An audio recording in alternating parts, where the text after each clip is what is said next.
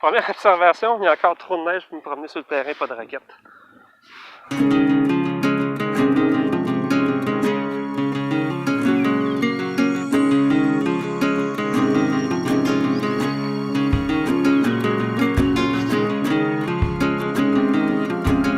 Salut tout le monde, bienvenue à la Ferme Plus Sérénité. Comme je vous en ai déjà parlé dans les autres vidéos, nous cette année on veut faire un projet de permaculture.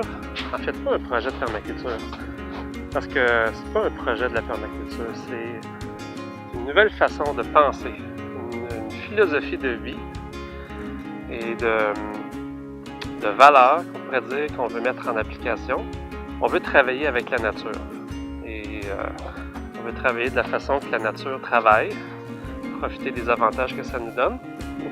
Et en permaculture, une première étape, c'est l'observation.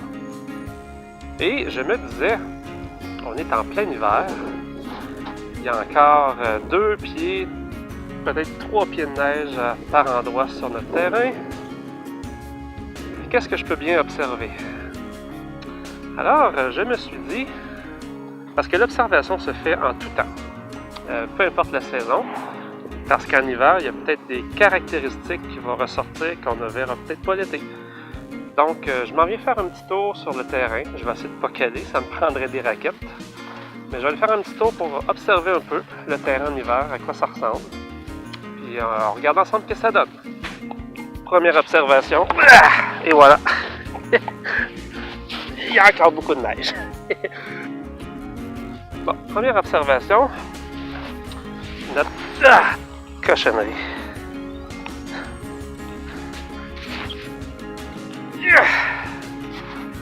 Première observation, il y a encore trop de neige pour me promener sur le terrain, pas de raquette.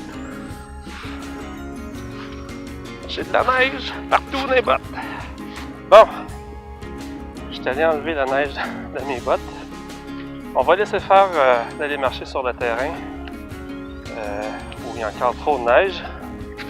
Sérieusement, je pense qu'on va s'acheter des raquettes pour l'année prochaine. Mais ici, le vent vient beaucoup de l'ouest, nord-ouest. Le vent vient beaucoup de par là. Ce que j'observe aussi, c'est que mon terrain ici est en pente. J'ai une légère pente qui s'en va vers un grand fossé. Et l'été, on a beaucoup d'eau qui s'accumule ici. Partout ici, là, j'ai un grand... en fait, c'est quasiment un étang. J'ai quasiment un étang naturel, sauf que j'ai du gazon ici.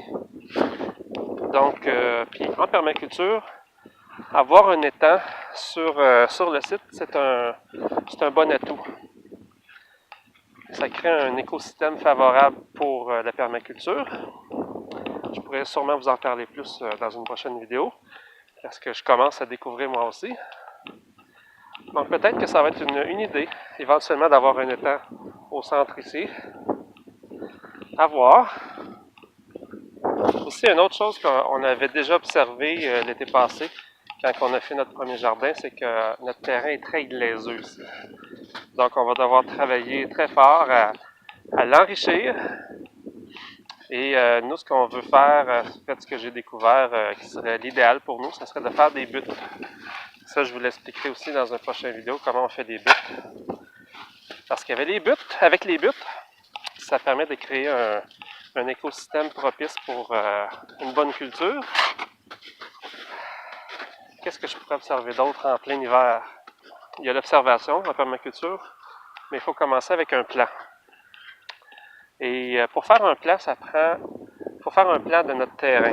Moi, ce que je vais faire, c'est que je vais aller sur Google Maps, Google Earth, pour prendre des images satellites de notre terrain.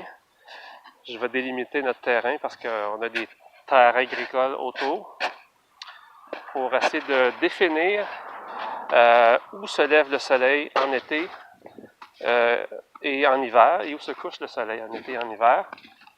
La direction des vents aussi. Et dépendamment si votre terrain est très venteux ou peu venteux, ça va peut-être prendre les brises-vents. Parce que les plantes, les arbustes, ça pousse pas bien quand c'est trop venteux. En fait, le vent assèche les plantations et c'est pas très bon pour eux.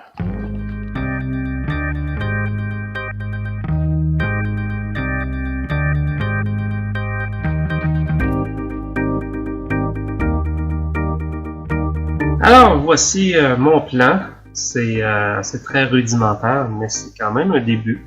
Ça me donne en fait une idée à haut niveau où je vais positionner mes différents éléments.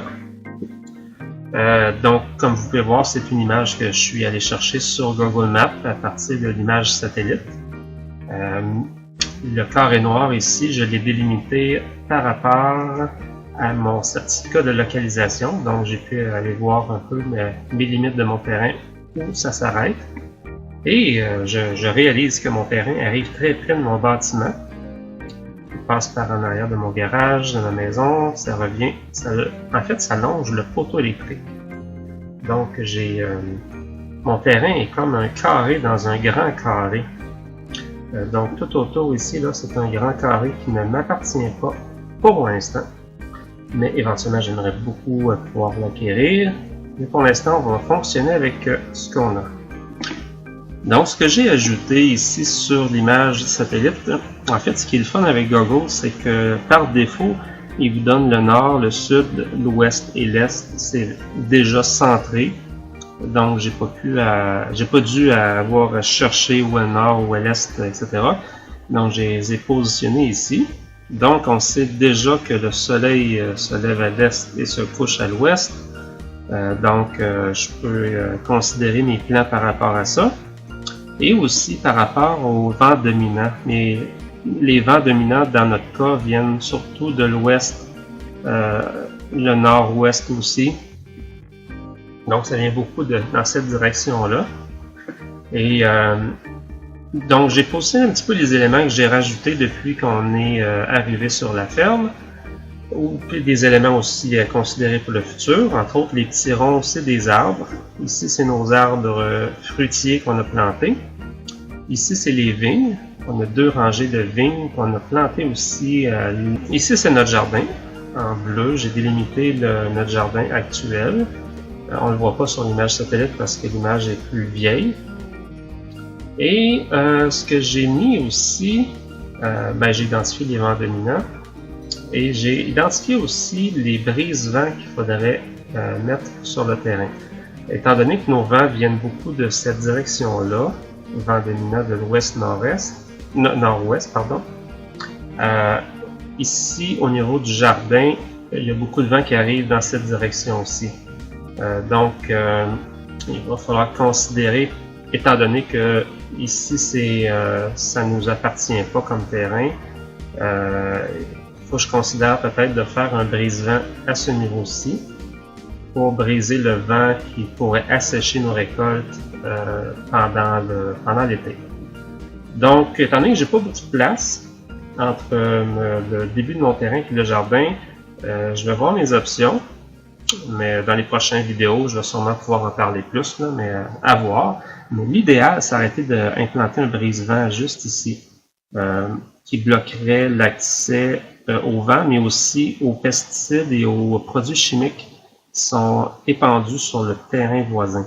Parce que ici, le terrain, c'est de l'agriculture, de la monoculture. Donc, l'année passée, c'était du maïs. Donc, puis aussi les produits chimiques qui sont épandus sur ce terrain-là. Donc, je voudrais aussi bloquer le plus possible ces produits chimiques-là de venir chez moi. Étant donné que je suis pas libre de faire ce que je veux présentement, je vais me concentrer ici pour faire un brise-vent pour cette année. Et les arbres qu'on a plantés l'année passée, les érables, entre autres ici, ici et ici, vont bloquer le vent pour notre coin central ici où on a les arbres fruitiers. Et éventuellement, on va peut-être rajouter des éléments. J'ai pas encore des idées précises, là, mais ça va être à voir pour ici. La zone bleue ici, c'est une zone qui est inondable facilement. quand il y a des pluies, des fortes pluies, et à ce temps-ci de l'année, quand la neige va, en fait, pas là présentement parce qu'on a encore beaucoup de neige, là, mais il y a beaucoup d'eau qui s'accumule ici. Fait qu'éventuellement, dans le futur, je vais peut-être considérer un étang. Ce serait un bon endroit pour un étang parce qu'un étang, c'est un bon atout pour un projet de permaculture, pour la permaculture. Ça crée un écosystème qui peut faire des belles choses. Ici, j'ai rajouté, on ne le voit pas très bien, là, mais en noir, brun, un contour brun, c'est la serre. C'est notre serre où on va la positionner. Et nous, on a un abri tempo qu'on a, mais on n'a plus la toile. Donc, on va récupérer le frame pour se faire une serre qui va être plus une serre 3 saisons, je pourrais dire, pour, entre autres, quand on va partir nos semis dans la maison, mais à un moment donné, il faut les sortir parce qu'ils vont prendre beaucoup de place. Ça grandit, ces petits semis-là. Et on les transférait à ce moment-là dans la serre, dans les mois de avril, mai, dépendamment des plantations. Et on va pouvoir ainsi continuer de faire grandir ces semis-là. Et je vais considérer peut-être la chauffer pour les nuits qui peuvent être encore froides dans cette période d'année-là. Les petits points blancs que vous voyez, c'est mes citernes de récupération d'eau. Donc, on va installer le principe pour récupérer l'eau de ma toiture ici, de mon bâtiment. Je vais mettre 3 citernes en avant ici pour récupérer en cascade l'eau.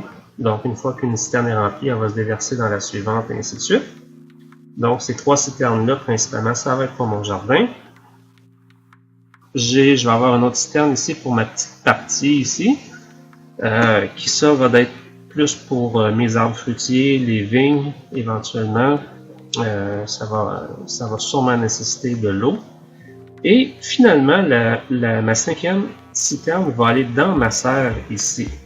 En fait, je vais aussi installer un système pour récupérer l'eau du toit de mon garage pour aller se jeter dans la citerne, dans ma serre. L'avantage de ce système-là, c'est que de un, l'eau va être accessible dans ma serre directement pour mes plantations tout au long de l'année. Et aussi, l'eau va se faire chauffer dans ma serre. C'est important de ne pas arroser les semis, les plantules avec de l'eau trop froide. Donc, ça va être un autre avantage aussi pour moi.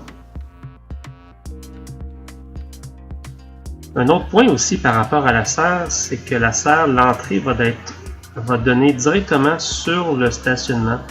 En fait, pas le stationnement, mais l'endroit où on va circuler. Et ça va être quand même assez proche du jardin pour aller porter les plantules, faire la plantation au printemps, début d'été. Donc ça aussi, c'était un autre avantage qu'on voulait parce que pendant l'hiver, il y a beaucoup de neige qui s'accumule. Puis, dépendamment de la serre, si elle aurait été trop loin, on n'aurait pas pu y accéder parce que en avril et au mois de mai, on a encore de la neige ici. En fait, peut-être pas au mois de mai, mais encore ici en mars, on est à la fin mars et on a encore beaucoup de neige. Donc, ça va être pratique de pouvoir l'accéder rapidement. Alors, comme vous avez pu voir, c'est assez simple hein, en permaculture. Pas besoin de se faire un plan à l'échelle et super beau avec des très beaux designs. Dans mon cas, c'est par ça que je commence. C'est un plan à très haut niveau et on va le faire évoluer avec les mois qui vont suivre, avec les années qui vont suivre. Et on va apprendre à travers tout ça. Peut-être découvrir que peut-être que notre serre, c'est peut-être pas la meilleure place, mais bref. On va le découvrir ensemble. Puis je pense que c'est ça l'apprentissage. C'est faire des erreurs, apprendre de nos erreurs et faire mieux. Vous pouvez vous abonner à notre chaîne. J'apprends beaucoup de choses sur la permaculture. Et on va mettre en pratique beaucoup de choses aussi. Et c'est sûr que nous, on est dans une réalité, dans un climat québécois où c'est très froid l'hiver, donc on a juste une certaine période de l'année où on peut vraiment récolter nos productions. Mais on va profiter de tous les atouts que la permaculture peut permettre, puis on va essayer d'avoir de l'abondance dans nos récoltes. pour pouvoir aller encore plus vers l'autosuffisance, en tout cas au moins l'autosuffisance alimentaire. Merci pour votre écoute, puis je vous dis à la prochaine dans un autre épisode. Bye!